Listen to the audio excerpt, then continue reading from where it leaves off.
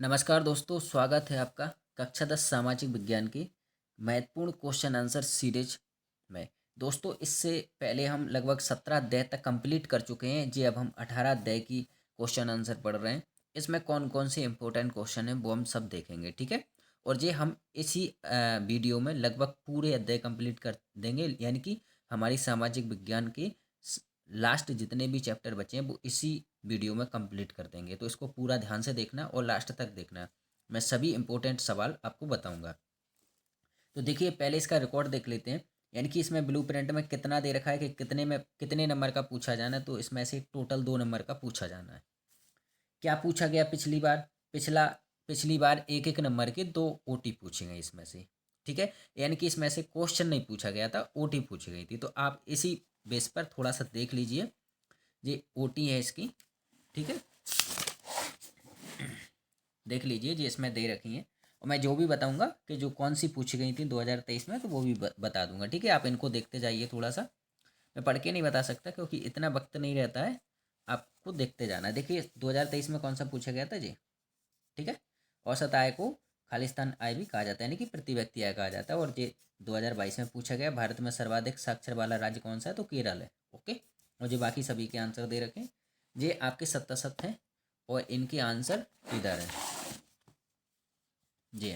और देख लीजिए, एक 77, यानी कि ये पूछा गया था हरियाणा राज्य की प्रति व्यक्ति आय सबसे अधिक है, तो ये असत्य है, ठीक है। ये आपके आते हैं जोड़ी हैं। ये आपके एक वाक्य में उत्तर हैं। सभी के आंसर दे रखे हैं, आप देख सकते हैं।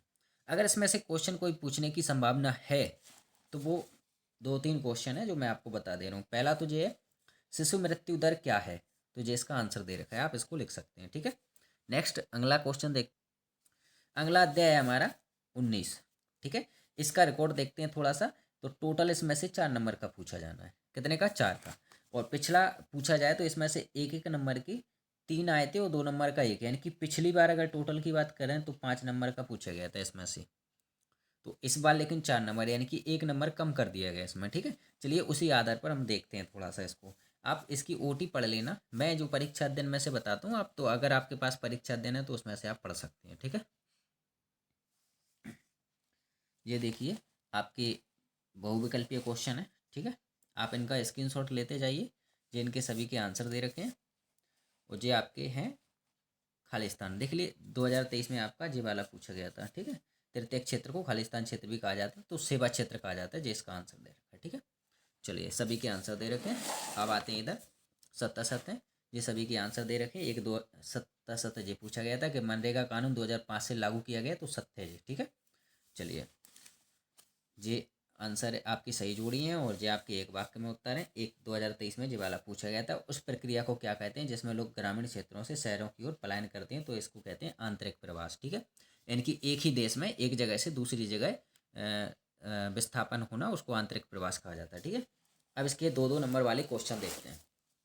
सबसे पहला क्वेश्चन है, प्राथमिक द्वितीयक एवं तृतीयक क्षेत्र का एक एक उदाहरण दीजिए, तो ये इसके आंसर लिखे रखे हैं, ठीक है। चलिए, आगे देखते हैं क्वेश्चन। अगला इंपॉर्टेंट क्वेश्चन है, सेवा क्षेत्र क्या है, इसका आंसर दे रखा है। दूसरा है, अल्प बेरोजगारी क्या है। और अगला है आपका, ये इंपॉर्टेंट क्वेश्चन है इसका, इसको बहुत अच्छे से पढ़ लेना आप, क्योंकि ये पूछा जाएगा लगभग लगभग। मनरेगा 2005, मनरेगा 2005 के उद्देश्यों की व्याख्या कीजिए, यानी कि इसके क्या उद्देश्य थे जब ये बना था। तो 2 उद्देश्य, यानी कि 2 नंबर का क्वेश्चन पूछे जाना है, 3 नंबर का भी पूछा जा सकता है, तो आप इसको पढ़ सकते हैं, ठीक है। जी, आपके आंसर दे रखे हैं।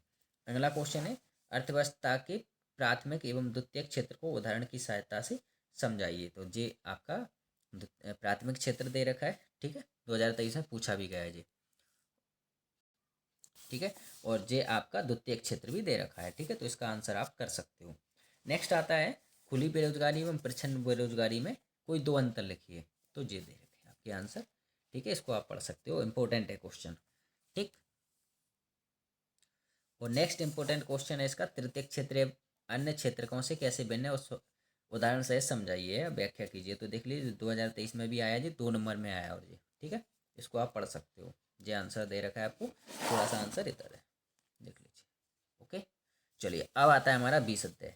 20 अध्याय भी इंपॉर्टेंट है। इसमें से टोटल आना है 4 नंबर का। इसमें से 1 नंबर की एक ओटी पूछी गई पिछली बार में, और 3 नंबर का एक क्वेश्चन पूछा गया है। तो इसको हम उसी आधार पर थोड़ा सा पढ़ते हैं। जो इम्पोर्टेंट सवाल है मैं सारे करवाते जा रहा हूँ। लगभग मैं इतना ज़रूर कहूँगा कि जो मैं बता रहा हूँ उससे बाहर आपका नहीं जाएगा कुछ भी, तो आप इसको बहुत अच्छे से पढ़ लेना। ओके, इसके इम्पोर्टेंट क्वेश्चन है, जैसे मुद्रा क्या है, ठीक है, 2022 में पूछा भी गया है, मुझे आंसर दे रखा है। नेक्स्ट अगले क्वेश्चन है, विकास के लिए ऋण की भूमिका क्या है, भूमिका लिखिए। विकास के लिए ऋण की भूमिका लिखिए, तो ये इसका आंसर दे रखा है, 2022 में पूछा भी गया है।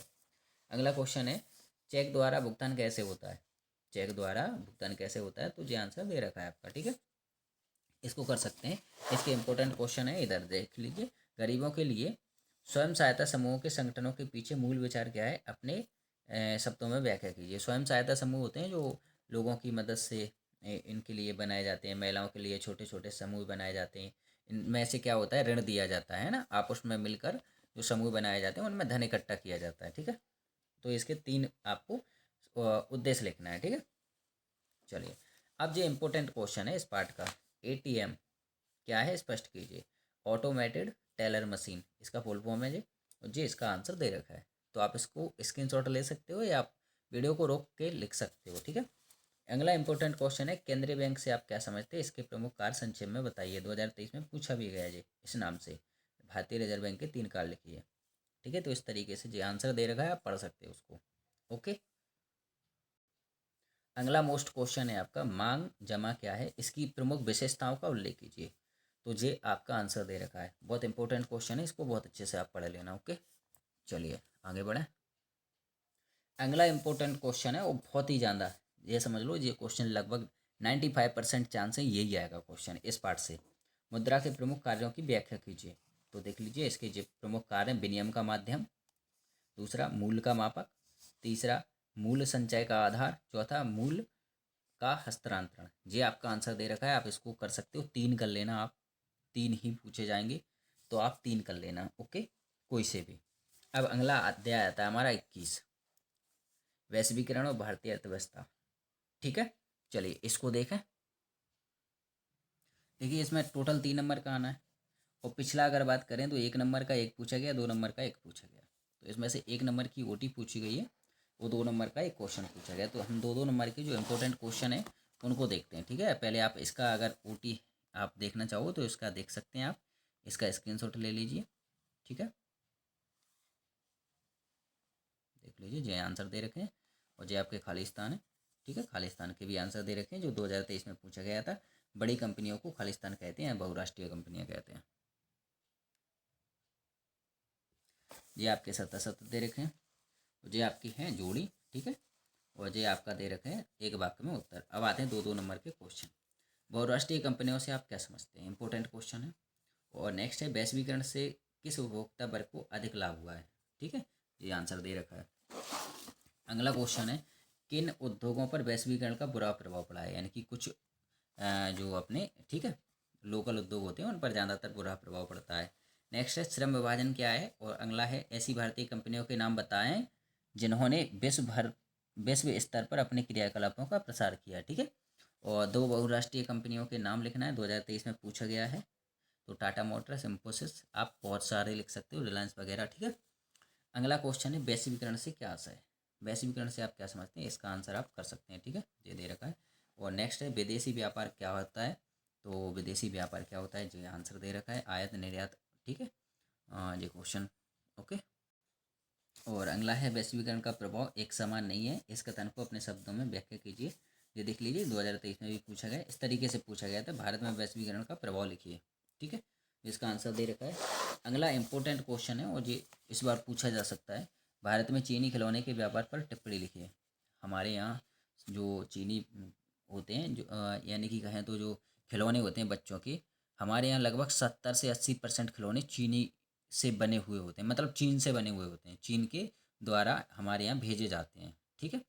तो ये इंपॉर्टेंट है, क्वेश्चन पूछा जा सकता है। एक क्वेश्चन और है, विश्व व्यापार संगठन पर संक्षिप्त टिप्पणी लिखिए, यानी कि WTO जो दुनिया के व्यापार को नियंत्रित करता है, यानी कि इसमें सभी देश लगभग शामिल होते हैं और सभी देशों के लिए नियम कानून बनाता है व्यापार के लिए, वो है WTO।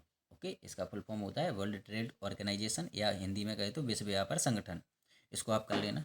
इसका आप स्क्रीनशॉट ले लेना। ओके, चलिए। और इसमें से एक क्वेश्चन और है, जो पूछा गया था, बहुराष्ट्रीय कंपनियां कहाँ स्थापित की जाती हैं, तो जो 2023 में पूछा गया था। ठीक है, अब इसके लिए इसका आंसर ये हो जाएगा आपका। ठीक है, चलिए, पहला पॉइंट हो जाएगा। यहाँ तक हमारी कुछ इंपॉर्टेंट क्वेश्चन सीरीज थी जो आज समाप्त हो चुकी है। बस यानी कि सामाजिक विज्ञान के जितने भी इंपॉर्टेंट क्वेश्चन थे सभी अध्यायों के मैंने कंप्लीट करा दिए।